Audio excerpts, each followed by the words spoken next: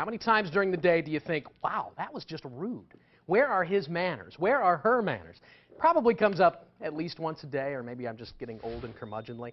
I'm guessing our next guest would probably agree. I want you to meet Mrs. Mannerly. She is the star of the new comedy at Coca, appropriately called Mrs. Mannerly. Welcome to Great Day, ma'am. Thank you very much for having me. It is a pleasure to have you here. Oh, you're welcome. Am I being polite enough? You certainly are. I feel like I'm being tested right now. So what's happened? It really does seem like people have sort of forgotten their manners. Well, I think manners classes went out in the 60s, and since then there are a lot of things that have happened in this world, such as Vietnam and the sexual revolution, and people just stopped being still and trying to do, listen to other people and trying to pay attention to what other people need to do. Good manners reflect something from inside, a consideration for others, and respect for oneself. Now, I didn't say that. Miss Emily Pope said that. And she's been the guru of good manners for probably a century. But it's true. It's almost like the golden rule. If you think about what would make another person comfortable, what would make another person feel at home and not be self-conscious, and you apply those rules, it helps. Always saying thank you, always saying please, always being aware that other people have feelings.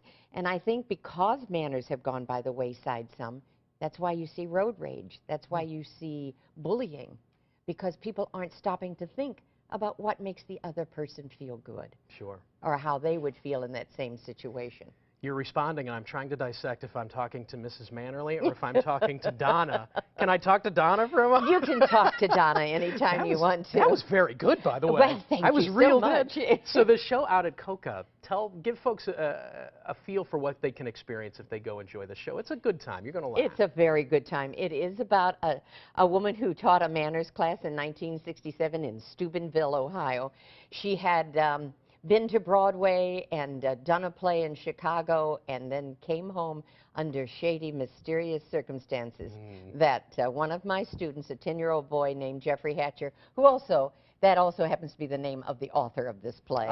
He's basing it on his childhood experiences. I see. And Jeffrey is played by Charlie Ingram, who is a darling boy. He's going into his senior year at Webster University, and he plays a plethora of people. He plays at least 10 characters. He plays all the students in my class, one right after another.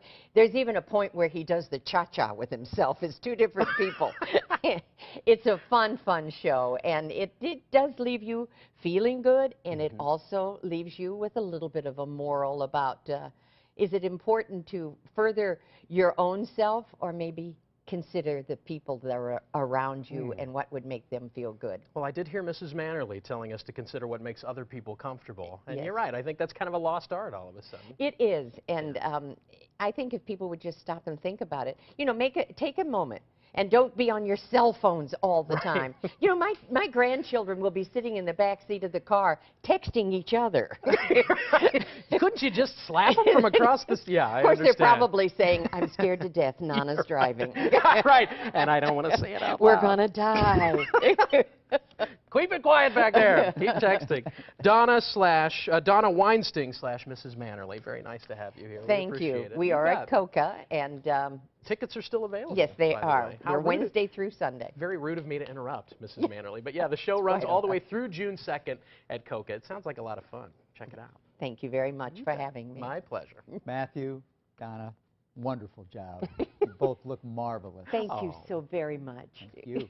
He's the Eddie Haskell of the show.